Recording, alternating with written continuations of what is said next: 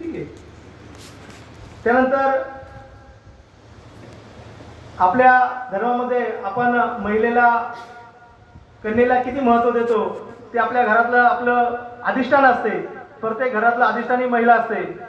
आपण बघा, आपण म्हणतो प्रत्येक घरात जर शिरवाजी जन्माला घालायचं असेल तर त्या घरात आधी जिजाऊ जन्माला आली पाहिजे।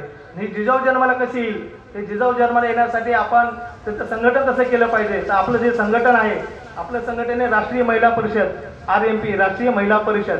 त्या राष्ट्रीय महिला परिषदेच्या अंतर्गत महिलांना वेगवेगळ्या घरातल्या संस्थात्मक गोष्टी आपण सांगतो आणि त्या अंतर्गत जे आपल्या हिंदू समाजातील तरुणी आहेत, मुली आहेत, यांच्यासाठी आपण ओजस्विनी हे तरुणींचं संघटन, तरुणांना स्वसंरक्षणाचे धडे देणारं संघटन आहे आणि तरुणींच्या मुलींच्या विषयामध्ये काम करणारं संघटन आहे। आता आपल्या गुजरातमध्ये अनेक ठिकाणी वर्ग झाले। या वर्गामध्ये आपण त्या मुलींना शौर्याचं, धाडसाचं प्रशिक्षण दिलं, त्याचबरोबर आपण त्यांना रायफलचं सुद्धा प्रशिक्षण दिलं।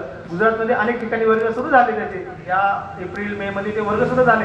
इथून पुढच्या काळामध्ये आपल्या प्रांतात सुद्धा बजरंगचे आणि ओजस्विनीचे वर्ग होतील। तेव्हा आपण या ज्या मुली असतील, तरुणी असतील, यांना आपण या विषयाचं प्रशिक्षण देणार आहोत त्यांच्यासाठी। आणि राष्ट्रीय महिला परिषदेसाठी पुढच्या काळातला कार्यक्रम आहे कन्यापूजन। तर कन्यापूजन कोणाचं करायचं? तर कन्यापूजन हे वय वर्ष 4 ते वय वर्ष 9